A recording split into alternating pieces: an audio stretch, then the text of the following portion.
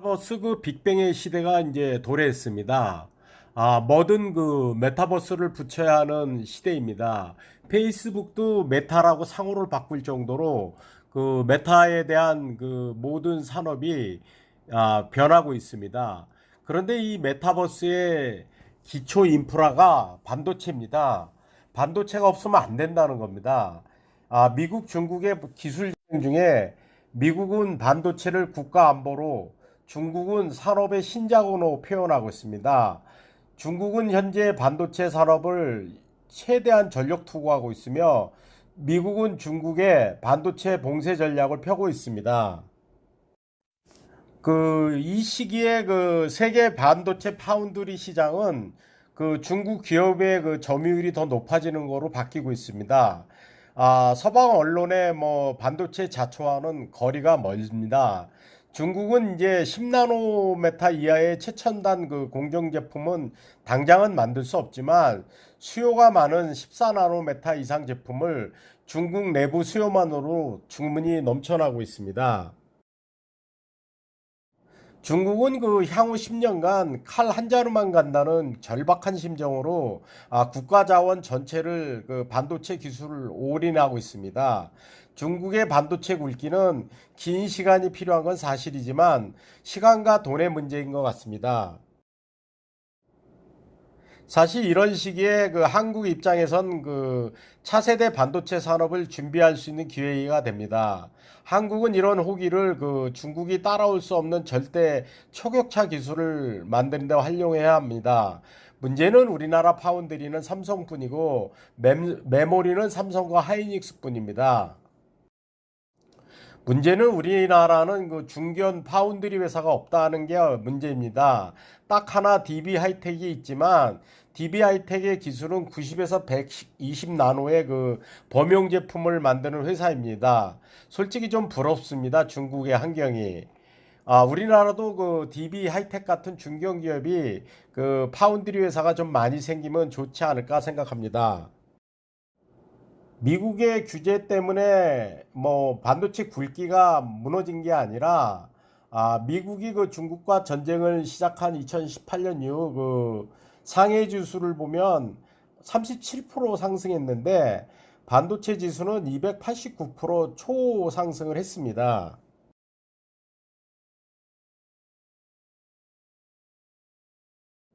사실 대한민국의 그 삼성이나 하이닉스가 없으면 참 명함 내밀기 힘든 상황입니다. 여기서 그 중국의 반도체 굵기는 우리에게 큰 위협입니다. 그 막대한 그 중국 정부 보조금이 투입된 그 반도체 프로젝트가 뭐 반도체 굵기가 꺾일 거라는 기존 관측과는 달리 아 많은 그 반도체 회사들이 더 생겼고 한국이 반도체 초격차를 또 유지하려면 정부가 보다 파격적인 지원 방안을 내놔야 되지 않나 싶기도 합니다. 그 월스트리트 저널 그 기사를 보게 되면 중국의 그 반도체 굵기는 자초된 거로 나오는데요. 그 실제 그렇지 않은 거로 보도되고 있고 또 조사 방향을 보게 되면 중국의 그 반도체는 더 성장하고 있습니다. 여기서 그 하웨이 자회사인 하이실리콘 그리고 세계 파운드리 시장 5위인 SMIC에 대한 미국의 제재로 그 첨단 반도체 개발 제조에 애를 먹고 있는 건 사실입니다.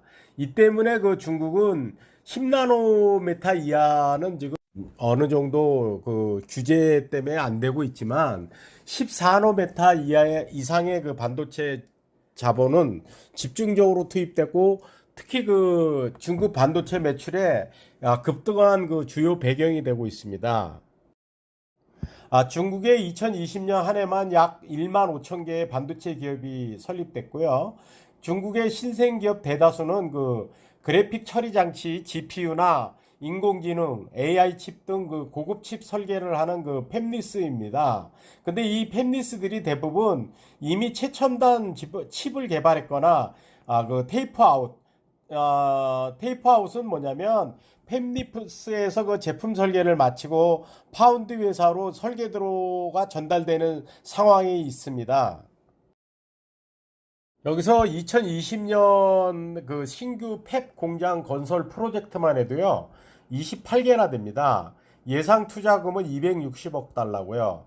물론 이제 낸드 플래시 제품을 출하하는 등 그 메모리 반도체도 적극적으로 투자하지만 아직은 수준이 좀 낮은 단계입니다. 그렇지만 그 향후 5년 동안 연평균 그 40에서 50%의 성장률을 보일 것으로 보입니다. 여기서 그 월스트리트 저널은 중국의 반도체 굴기는 뭐 실패했다. 약 23억 달러가 실종했다. 그런데 일부 기업은 단 한 개의 반도체도 만들지 못했다. 이렇게 그 표현을 했습니다. 그러나 중국의 그 반도체 굵기 이면에는 이미 2025년 그 14나노메타 기술을 선보이겠다고 했는데 이미 2019년에 SMIC에서 기술 확보와 그 제품 생산을 해서 이미 3년 이내에 그 달성을 한 것으로 보입니다. 그러나 그 도널드 트럼프의 그 화웨이 제재를 너무나 잘 알고 있을 겁니다. 사실 화웨이는 반도체 및 그 핸드폰 회사는 실적이 그 순위에 들어가지 못할 정도로 쪼그라드는 건 사실입니다. 그 지난해 그 중국 반도체 기업이 생산한 그 AP나 파운드리, 낸드 플레이시 등 세부 분야에서 보면 약 40% 이상 성장한 것으로 보입니다. 중국에서는 그 2018년 도널드 미국 전 대통령이 그 JT, 화웨이, SMIC 등 그 중국 통신 반도체 기업에 대한 제재를 계속하면서 중국에서는 그 반도체 기술 자립이 자주 뭐 국방과 똑같은 그 이슈로 부상했습니다. 2020년 이후 중국 정부와 기업은 혼연일체가 되어 그 반도체 기업 육성에 나섰고요. 그 결과가 조금씩 보이기 시작했습니다. AP나 파운드리, 낸드 프레시 등 그 약진을 하고 있고요. 특히 그 글로벌 AP 시장 4위로 성장한 유니속이라는 회사가 있습니다. 여기서 우리가 늘 쓰는 스마트폰 AP 시장을 한번 보게 되면요. 그 대만의 미디어텍이 점유율 40%로 그 압도적인 1위예요. 그다음에 퀄컴이 2위, 애플은 이제 15% 점유율을 가져갖고 3위고요. 그 뒤를 이은 게 이제 우리에게 좀 생소한 중국의 유니속이라고 그 10%입니다.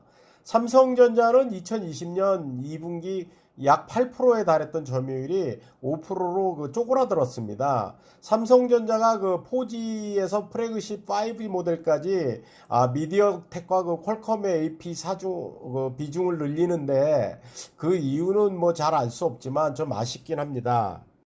그 하웨이의 자회사 그 하이실리콘이 이제 주춤하는 대신 그 유니속이 질주하기 시작합니다. 유니속은 그 중저가 그 AP 위주로 그 중국 스마트폰 업체인 아너스, 리얼미, JT 등을 공략하면서 시장 점유율이 1년 만에 2배 이상 상승했고요. 유니속이 설계한 그 5G용 그 AP는 최첨단 그 EUV 장비가 적용된 TSMC의 6나노미터 생산 라인에서 제조되었다고 합니다. 여기서 이제 글로벌 파운드리 10대 기업의 중국 기업이 두 개예요. 하나는 그 SMIC와 화홍그룹입니다. 그 SMIC는 이미 2018년에 14나노메타 공정을 그 성공하고 초미세 공정 진입에 그 어려움을 겪고 있지만 현재 5위를 유지하고 있고요. 특히 SMIC는 중국 고객사 비중이 70% 이상이 육박한다고 합니다. 그리고 그 빠르게 또 성장하는 회사가 화홍반도체예요. 화홍반도체는 그 전분기 대비 그 약 25% 증가한 8억 달러를 기록했다고 합니다.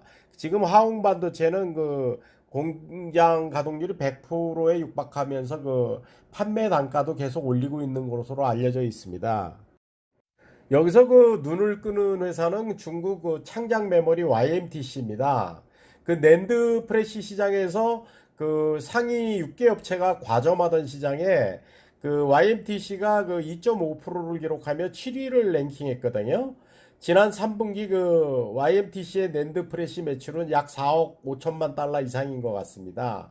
그 YMTC는 그 메모리 반도체 중 진입 장벽이 좀 낮은 낸드 플래시를 시작으로 D램 중 그 메모리 시장 진입을 시도하고 있습니다. 여기서 그 YMTC가 뭐 엑스테키 기법으로 뭐 128단을 만들었고, 또 유니속이 그 5G 그 AP 칩을 만들었고, 생각보다 우리가 알 수 없는 회사가 갑자기 나타났습니다. 이 재밌는 건 이 유니속이나 YMTC가 그 파산 절차를 밟고 있는 칭화유니의 자회사라는 점입니다. 지금 칭화유니는 비록 파산 구조 조정이지만, 노키아가 그랬듯이 핀란드의 그 노키아 그에 있던 스타트업들이 기존의 노키아가 매출을 올리는 것보다 10배 이상의 매출을 올리고 있다고 제가 들었거든요. 똑같은 상황인 것 같습니다. 칭화유니가 중국 반도체 산업에 성장의 씨앗을 뿌린 게 아닌가 생각합니다. 여기서 우리가 좀 무서운 게요. 중국 반도체 기업은 그 AP, 파운드리, 낸드 프레시 등 각 영역에서 조용히 굵기하고 있고요. 특히 그 팹리스 회사가 1년에 15,000개 이상 계속 만들어지고 있거든요. 결국에 5년 뒤에 중국 반도체 기업의 굵기는 이 지구상에서 더 커진 시장을 갖고 있지 않을까 싶습니다. 제가 그 공부를 하다 보니까 삼성전자나 SK 하이닉스 같은 회사도 중요하지만 그 세컨더리 중견 기업도 많이 생겨야 된다고 봅니다. 현재 우리나라는 좀 팹리스 회사는 몇 개 있고요. 그 다음에 그 파운드리 회사는 그 이진급이 그 동부 하이텍입니다.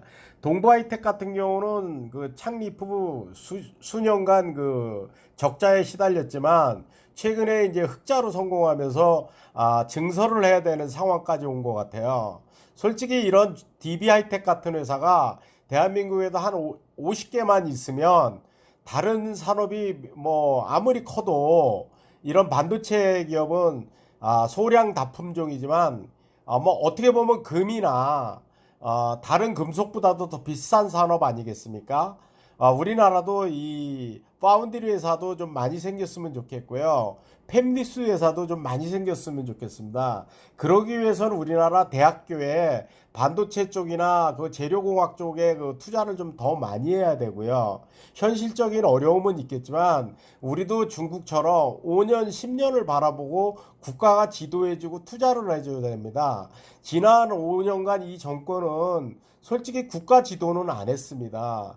그 과거에 박정희 정권에서 만들어 놓은 그 개발 5개년 계획으로 여기까지 왔습니다만은 이제 새로운 정권이 생겼으니까 저 이런 첨단 산업의 어떤 그 기술적인 그 페리오드 기간도 적정을 해놓고 우리가 언제까지 이런 성장을 할 것이라는 생각을 해야 될 겁니다. 특히 뭐 자동차 산업도 마찬가지지만 반도체 산업은 공부를 해보니까 좀 더 중요한 기술적인 산업이고 머리 싸움인 것 같습니다. 대한민국은 되게 강합니다. 그리고 이제 제가 오늘 이걸로 3부를 마치고요. 4부는 좀 더 그 중국 반도체 회사들에 대해서 하려고 하다 보니까 내용도 많고 공부할 게 더 많아서 4부는 좀 며칠 걸릴 것 같습니다. 지금까지 들어주셔서 감사합니다.